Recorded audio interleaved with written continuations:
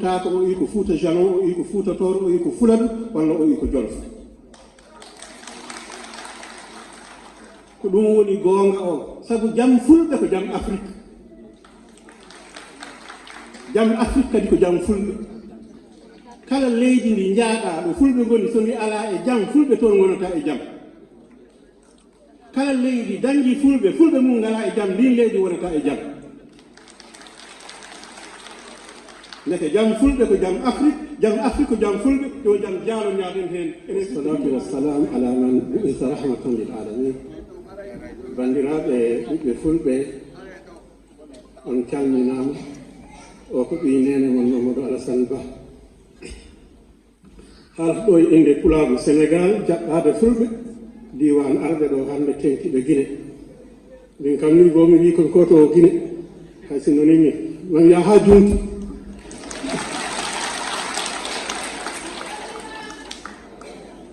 en mi calmini on min juurima on e inde tabital Pulaagu Sénégal président mum hannde ko professeur Farika ko min o lomtito ko weltare mawde e windande mawde ɓe janngumi ɗo e teddungal ngal ɓiɓɓe yummiraɓe men lebbuji kolli sabu ko hanndam nande ɗum wonde fulɓe iwɓe Guinée arɓe ɗo e Sénégal gonti diwal 13 ngal Dakar ko ɗum windande gurdigal moƴƴal gurdigal noon so moƴƴi ko tawɗo e tawaɗo wadde ko tawdirɓe fulɓe ene nganndi so suka ene yaha jiknaaɓe makko jooɗotomo ko sa yehii yiilo jaatike miiloɗa jiknaaɗo ko ɗum mbaɗɗen ɗo wadde ɓe tawɗen ɓeene tawɗen ɗumen ko teddungal en haala ka wawa juutde kono eɗen mbawno haalde ko woni sababu galleji 19 tosɗi ko wiyete ko république de Lébou en mbawino haalde hen ha juuta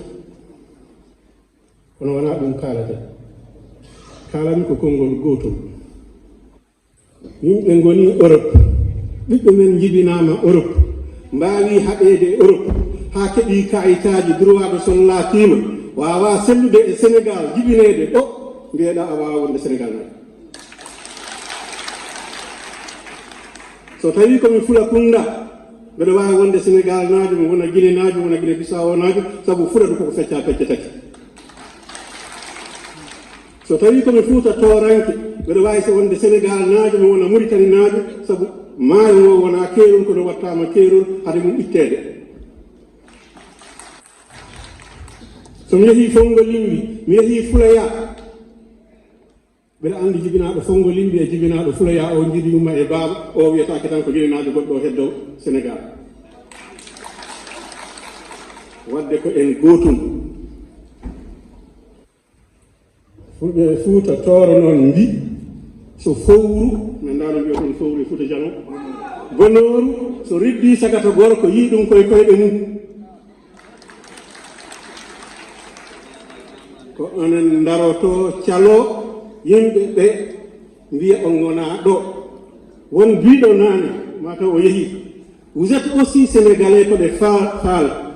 ce n'est pas ça vous êtes plus sénégalais ko ɗe faal ndeɓe ɗum sabu faal ɓooyaani ko faadal woni ɗon ɗum ko konngol arab ɓooyaani ko ari Sénégal hay so yimɓe ɓe ɓooyi ɗo yettore nde kam ɓooyaani wadde Diallo Bari hunde mawnde so mi woni soirée mi hoɗi Fulaya mi woni soirée mi hoɗi Fongo Limbi walla mi hoɗi Saraya holko wawa ittude e Sénégal wadde ko ɗum jaɓaten heddi noon ceerno Mamadou Lamine Diallo lasmi mum ko Fuuta Tooro ɓe ƴi ko Hayle Law Ibou Diallo mama makko walla baba makko wonno wiyeteno Mbarodi Pakal amin ndewmana mane noon aɗa gañuba nde ɗoɓe danno Pulaar sona ɗum jinmi wiide tan e teddungal e inde fulɓe Sénégal on jaaraama jokkee golle kono jiitodiren mbasen wonde gallaaɓe nayi ala e sago fulɓe Sénégal fof jiitodira tawa hay gooto teskotaako o wi ko Fuuta Jalon o wi ko Fuuta Tooro o wi ko Fuladu walla o wi ko Jolof ko ɗum woni goonga o sabu jam fulɓe ko jam Afrique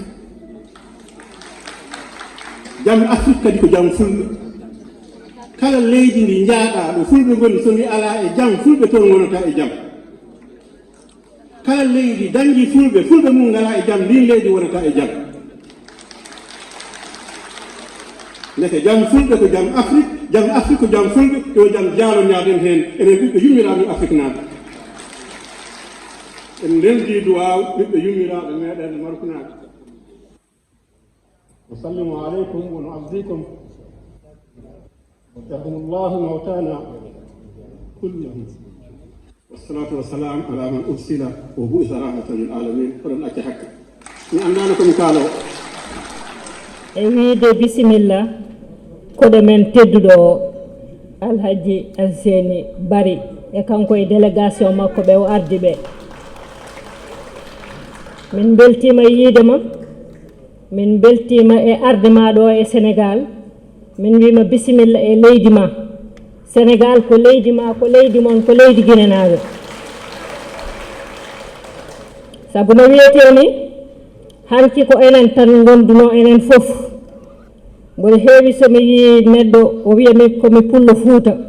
wiyamo pullo fof ko pullo Fuuta saabu so wona Fuuta Jalon ko Fuuta Tooro enen fof kel fulɓe enen fof jiidi te hanki ko Sénégal mbi wonno manam wiyete l'empire du Mali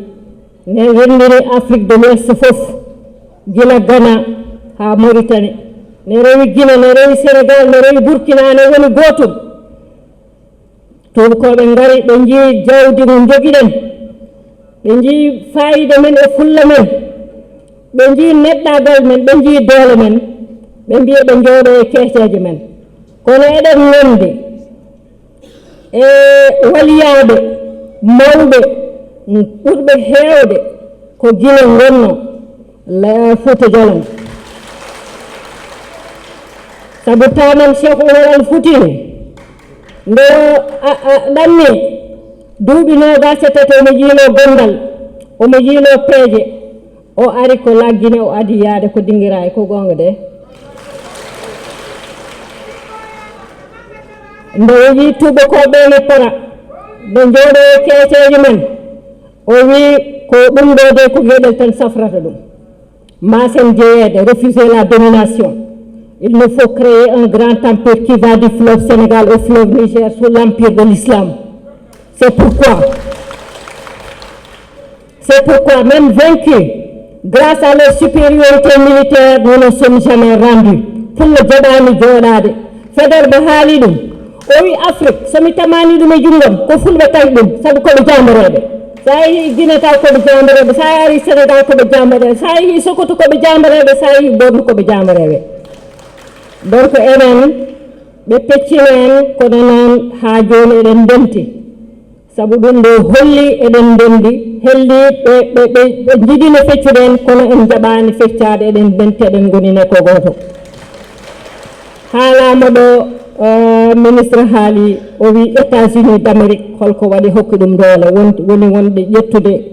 ɗumɗoji 50 waɗi ɗum état goto Union européenne eɓe goni neɗɗo goto ɗum noon enen no gonen neɗɗo goto liggoɗen Afrique jaaren yeeso on jarama.